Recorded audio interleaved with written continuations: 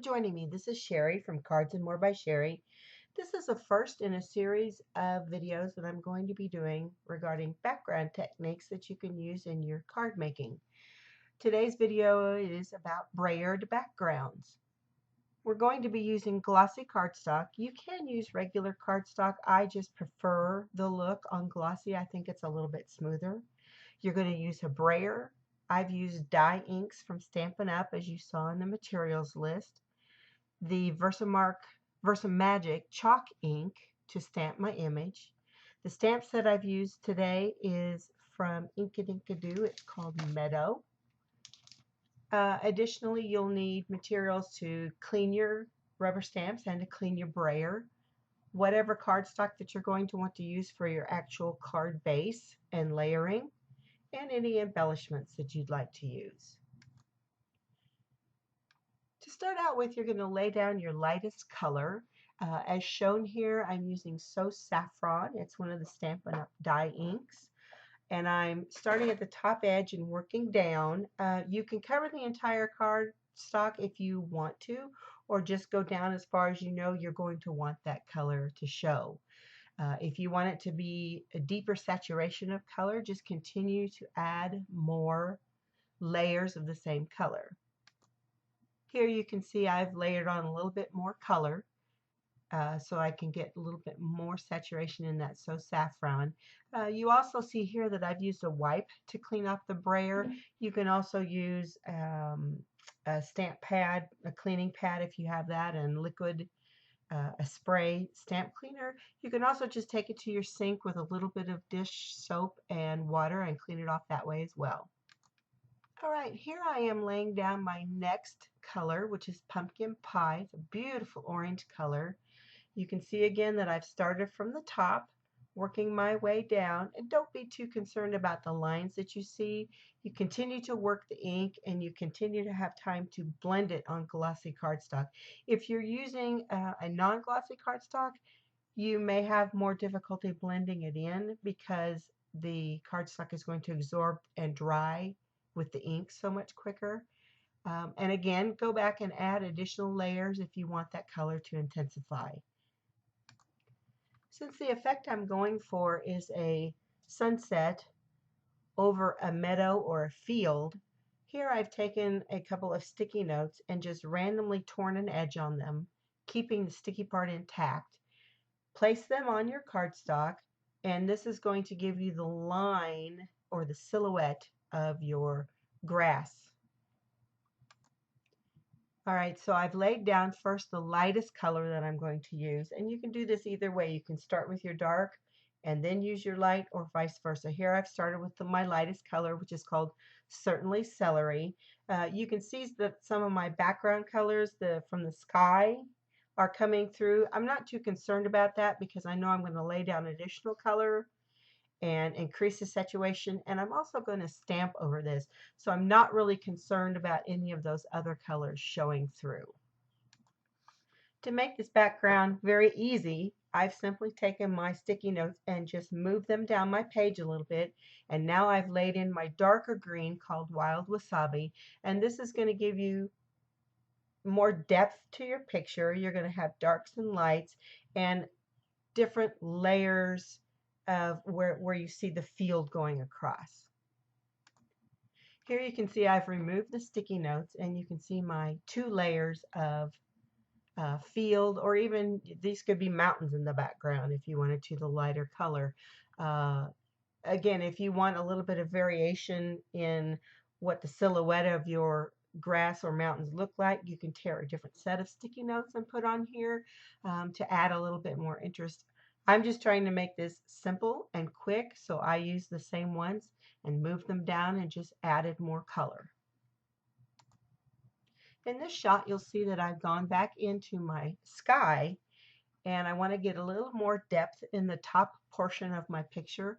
So now I've picked up Perfect Plum on my brayer, and I'm just rolling into that top part of the picture just to give that a little bit more depth and a little bit more warmth, and make it look like that sunset's a little bit later into its stages in the evening. If you find that you want more color, you can simply go back into the colors that you've used before and lay some more coats down. This will also help smooth out the transition from one color to the next and just give it a little bit deeper, richer color. In hindsight, I decided that I wanted to actually silhouette the sun in this picture. So what I did is I took one of my sticky notes and with an 1¼ inch circle punch, punched out a circle, making sure that I kept some of the sticky part of the sticky note on the circle. And place this on the cardstock as you can see. Now, if you want your sun or moon, depending on what you're going for, to be just a single color, you would want to lay this down when you after you first put the yellow layer down before you add anything else. I'm not that worried about it. I think it's going to kind of add some neat interest to it that the sun is not going to be a single yellow color. And then you'll simply just brayer your colors over that circle. Now, because I had already laid down the greens, I went in with the cosmetic sponge that you see there and deepened some of the colors around where the bottom edge of the sun is at. You might have noticed I have some fingerprints on my cardstock as well. Apparently, this cardstock, when I handled it at some point in time, I had something, either oil or some type of ink or something on my hands, and it left fingerprints on here. Now, if you weren't going to do anything additional to this, of course, this would be a problem. But I know that I'm going to be stamping over this in black, and these fingerprints are not going to show up. So they're going to stay there and just be part of the character of the card. And here you can see I've pulled off the sticky note, and we have our gradiated sun silhouette, if you will. I kind of like it that it has the different colors across it. But again, if you didn't want that, if you wanted a strict yellow sun, put your circle sticky note down there right after you add your yellow and before you come in with any of your other sunset colors. The image that I've chosen to stamp as a silhouette, a black shadow, if you will, on the front of this card is from Inkadinkado. It's a set called Meadow, and there's a stamp in there that is, they look like purple coneflowers or even maybe black-eyed Susans, just kind of wild growing, and that's what I'm going to stamp in the foreground on the bottom part of my card. You'll notice in some of the beginning pictures that there was a Memento black tuxedo ink pad out there, but as I got ready to stamp my image, I was reminded that it does not take too well on acrylic stamps. It has a tendency to pill up or ball up and not give you a nice solid image. So instead I chose to use this chalk ink pad, this Versamagic pad. It tends to give really nice coverage on acrylic stamps. Here's a little comparison of the two inks, and this wasn't even doing a really good job inking them up either. On the left, you see that I've stamped the image on my work pad with the Memento Tuxedo Black ink, and you can very clearly see that it's not a solid stamped image. It almost looks like it's been spritzed with water or something.